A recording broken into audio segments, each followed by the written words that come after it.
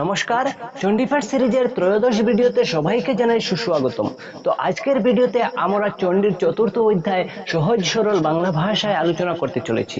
তো এই অধ্যায়ে আমরা সাধারণ মানুষেরা কিভাবে দেবীর স্তুতি করতে পারি এবং আমরা যে লক্ষ লক্ষ টাকা ব্যয় করে কোটি কোটি টাকা ব্যয় করে বিভিন্ন স্থানে চণ্ডীপাঠ শুনি এবং এর বাংলা অর্থ যদি আমরা না বুঝি তাহলে এর ফললাভ কিন্তু আমাদের হবে না। তো আমি চণ্ডীপাঠের এই সিরিজে সংস্কৃত উচ্চারণের সাথে সাথে বাংলা অর্থ আপনাদের সামনে উপস্থাপন করবার চেষ্টা করছি। তো অবশ্যই আপনারা ভিডিওগুলো দেখবেন এবং অন্যের কাছে শেয়ার করবেন।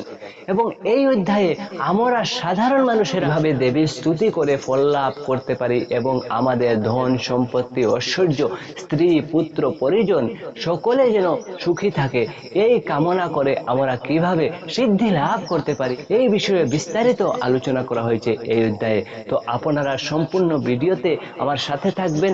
তাহলে চলুন আমরা শুরু। দেবতারা বললেন, সমস্ত দেবতাদের শক্তি পুঞ্জের ঘনীভূত মূর্তি যে দেবী স্বীয় শক্তিতে সমগ্র বিশ্ব পরিব্যাপ্ত হয়ে রয়েছেন, সমস্ত দেবতা ও ঋষিগণ পূজিতা সেই জগদম্বাকে আমরা ভক্তিপূর্বক প্রণাম করি। তিনি আমাদের মঙ্গল করুন। ভগবান অনন্ত ব্রহ্মা ও শিব, যার অনুপম প্রভার ও শক্তির বর্ণনা করতে সক্ষম নন, সেই ভগবতী চণ্ডিকা সমস্ত জগৎ পালন ও অশুভ ভীতি নাশ করার ইচ্ছা করুন। তিনি স্বয়ংই পুণ্যবানদের গৃহে লক্ষ্মী রূপে, পাপীদের গৃহে তিনি দারিদ্র রূপে বসবাস করছেন এবং শুদ্ধ অন্তঃকরণ ব্যক্তিদের হৃদয়ে তিনি বুদ্ধি রূপে বসবাস করছেন। সৎ ব্যক্তিদের মধ্যে শ্রদ্ধা রূপে এবং সৎ বংশজাত মানুষদের মধ্যে লজ্জা রূপে তিনি নিবাস করছেন। সেই ভগবতী দুর্গাকে আমরা প্রণাম করি। দেবী, আপনি এই সমগ্র বিশ্ব প্রতিপালন করুন। হে দেবী, আপনার এই অচিন্ত্য রূপ অসুর বিনাশী অসীম মহাবীর্য এবং সমস্ত সুরাসুরের সমক্ষে সংগ্রাম প্রকাশিত আপনার এই অত্যদ্ভুত আচরণ সমূহ আমরা কিভাবে বর্ণনা করব? আপনি সমগ্র জগতের উৎপত্তির কারণ, আপনি সত্য রজ তম এই ত্রিগুণাত্মিকা।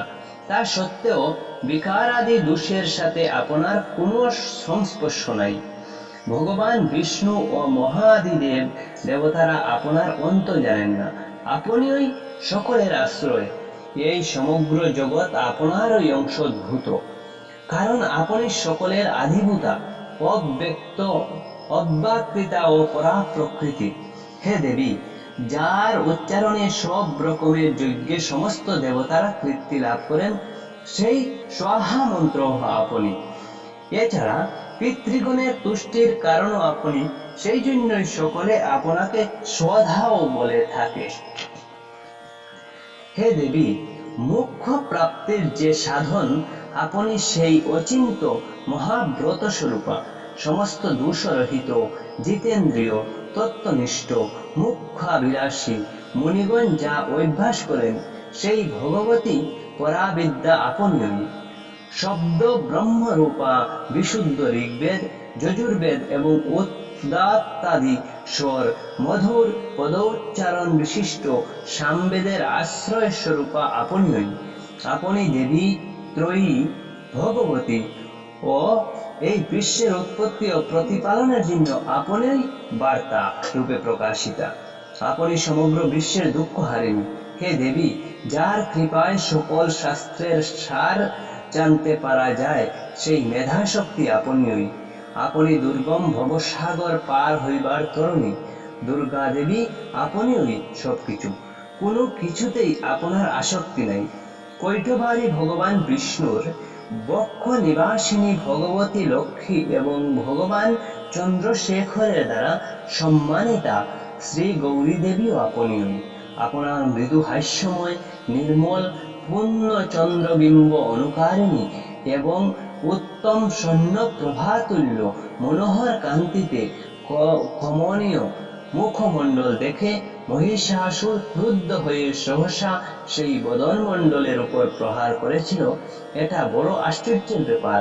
আপনার সেই মুখ যখন ক্রোধে আরক্ত হয়ে উদীয়মান চন্দ্রের মতো রক্তিম দ্রুত বিশিষ্ট ভ্রুকুটি ভীষণ হয়েছিল, তখন সেই মুখ দেখেও যে মহিষাসুর তৎক্ষণাৎ প্রাণ ত্যাগ করেনি, এটা ওই আশ্চর্যের চেয়েও বেশি আশ্চর্য, কারণ ক্রুদ্ধ যমরাজকে দেখে কে জীবিত থাকতে পারে? দেবী, আপনি প্রসন্ন হন। পরমাত্মা স্বরূপা আপনি প্রসন্ন হলে জগতের শ্রীবৃদ্ধি হয় এবং ক্রোধান্বিতা হলে তৎক্ষণাৎই সকল কুল আপনি নাশ করেন। এত আমরা সদ্যই বুঝতে পেরেছি, কারণ মহিষাসুরের এই বিশাল অসুরকুল মুহূর্তের মধ্যে আপনার ক্রোধে বিনষ্ট হয়ে গেল।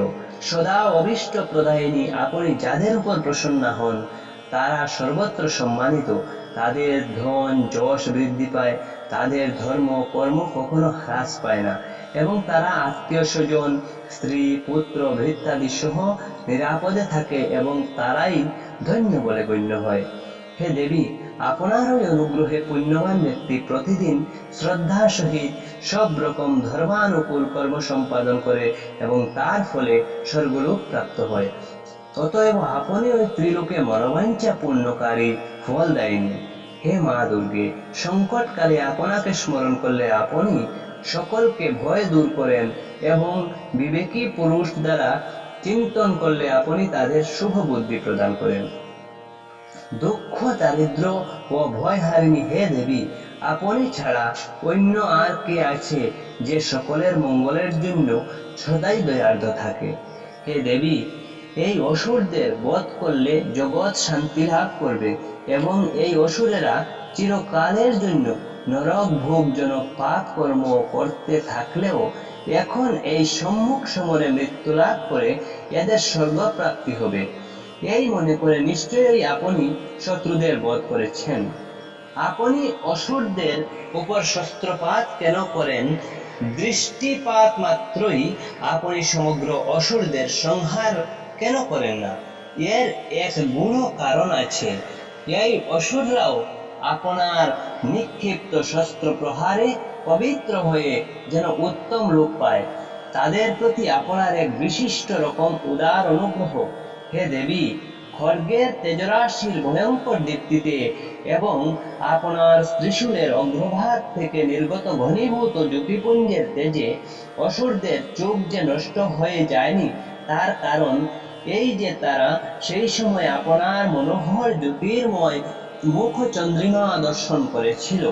হে দেবী, আপনার শিল অর্থাৎ স্বভাবই হচ্ছে দুরাচারীদের দুষ্ট প্রবৃত্তি দমন করা। আপনার রূপ অচিন্তনীয় এবং অতুলনীয়। আপনার শক্তি ও পরাক্রম দৈত্যদের বিনাশক, যারা দেবতাদের শৌর্য ও বীর্যকে নষ্ট করে দিয়েছিল। শত্রুদের প্রতি একমাত্র আপনিই ওই রকম দয়া প্রদর্শন করেন। হে বরদে দেবী, আপনার এই শৌর্যে বীর্যের তুলনা আর আপনার এই শৌর্য বীর্যের হে দেবী, হে বরদে দেবী, হে বরদে দেবী, আপনার এই শৌর্য বীর্যের তুলনা আর কার সঙ্গে হতে পারে? আবার শত্রুদের ভীতি উৎপাদনকারী এবং এত মনোরম এই সৌন্দর্যই বা কার আছে? হৃদয়ে কৃপা এবং যুদ্ধে নিষ্ঠুরতা, এই দুইয়ের একত্র অবস্থিতি এই ত্রিলোকে কেবল আপনার মধ্যেই দেখা গেছে। মাতো শত্রুদের হে মাতা, শত্রুদের বিনাশ করে আপনি এই ত্রিভুবন রক্ষা করেছেন। এই শত্রুরা আপনার হাতে নিহত হয়ে স্বর্গলোক প্রাপ্ত হয়েছে এবং উন্মুক্ত অসুরদের ভয়ের থেকেও আমাদের বাঁচিয়েছেন। আপনাকে প্রণাম হে দেবী, আপনাকে বারবার প্রণাম। হে দেবী, আপনি শূল দিয়ে আমাদেরকে রক্ষা করুন। অম্বিকে, আপনি খড়গ দিয়ে আমাদেরকে রক্ষা করুন এবং ঘণ্টার ধ্বনি ও ধনুকের টঙ্কার দিয়েও আমাদের রক্ষা করুন। হে চণ্ডীকে, পূর্ব পশ্চিম ও দক্ষিণ দিকে আমাদের রক্ষা করুন। হে ঈশ্বরী, ত্রিশূলের সঞ্চালন দ্বারা উত্তর দিকেও আমাদের রক্ষা করুন। ত্রিলোকে আপনার যে সকল সুন্দর ও ভয়ঙ্কর মূর্তি বিরাজিত, সেই সব দিয়েও আপনি আমাদের তথা এই ভূলোককে রক্ষা করুন। হে অম্বিকে, আপনার করপল্লবে শোভিত খড়গ শূল ও গদা প্রভৃতি যে সকল শস্ত্র আছে, সে সবগুলি দিয়ে আপনি সর্বদিকে আমাদেরকে রক্ষা করুন। এরপর মেধা ঋষি বললেন, এইভাবে জগন্মাতা দুর্গাকে সব দেবতারা মিলে স্তব করলেন এবং স্বর্গের নন্দকাননের দিব্য পুষ্প এবং গন্ধচন্দন আদি দিয়ে তাকে পুজো করলেন। তারপর সকলে মিলে যখন ভক্তি ভরে দিব্য ধূপ সমূহের সুগন্ধ নিবেদন করলেন, তখন দেবী প্রসন্ন বদনে প্রণত দেবতাদের বললেন, কি বললেন? হে দেবগণ, তোমরা সকলে আমার নিকট হতে তোমাদের অভিলাষিত বর প্রার্থনা করো। দেবী বললেন যে, হে দেবগণ, তোমরা কি বর চাও, সেই বর আমার কাছে তোমরা চাও, আমি তোমাদেরকে বর দেব। এরপর দেবগণ কি বললেন? দেবগণ বললেন যে, হে দেবী ভগবতী, আপনি আমাদের সব ইচ্ছাই পূরণ করে দিয়েছেন, এখন আর কিছুই বাকি নেই, কারণ দেবশত্রু এই মহিষাসুর বধ হয়ে গেছে। হে মহেশ্বরী, তবুও যদি আপনি আমাদেরকে বর দিতে ইচ্ছা করেন, তাহলে আমরা যখনই আপনাকে স্মরণ করব, আপনি তখনই আবির্ভূতা হয়ে আমাদের মহাসংকট থেকে পরিত্রাণ করবেন। আপনি আমাদেরকে এই বর দিন, তথা হে অমলাননা দেবী অম্বিকে, যে মানুষ এই স্তোত্র দ্বারা আপনার স্তব করবে, তার বিত্ত সমৃদ্ধি ও বৈভব দানের সাথে সাথেই তার ধন সম্পদ স্ত্রী পুত্রাদির বৃদ্ধির জন্য আপনি সর্বদাই আমাদের প্রতি প্রসন্ন থাকুন। তারপর আবার মেধাঋষি বললেন, হে রাজন, দেবতারা যখন নিজেদের তথা জগৎ কল্যাণের জন্য ভদ্রকালী দেবীকে এইভাবে প্রসন্ন করলেন, তখন দেবী ভদ্রকালী তথাস্তু বলে অন্তর্হিতা হলেন। হে মহারাজ, ত্রিলোকের হিতকারিণী দেবী পুরাকালে দেবতাদের শরীর থেকে যেভাবে আবির্ভূত হয়েছিলেন, সেসব কাহিনী তোমাকে শোনালাম। আবার দেবতাদের উপকারিণী সেই দেবী দুষ্ট দৈত্যদের তথা শুম্ভ নিশুম্ভকে বধ করার জন্য এবং ত্রিলোকের রক্ষণার্থ গৌরী দেবীর শরীরে যেভাবে আবির্ভূত হয়েছিলেন, সেই সব প্রসঙ্গ এখন আমার কাছে শুনো। সেই কাহিনী আমি তোমার কাছে বর্ণনা করছি। তো এই কাহিনীটি আমরা এর পরবর্তী অধ্যায়ে পাবো। তো আপনাদের যদি ভিডিওটি ভালো লেগে থাকে, তাহলে সকলের কাছে ভিডিওটি শেয়ার করবেন এবং এই চ্যানেলটি অবশ্যই সাবস্ক্রাইব করে রাখবেন। ধন্যবাদ সবাইকে।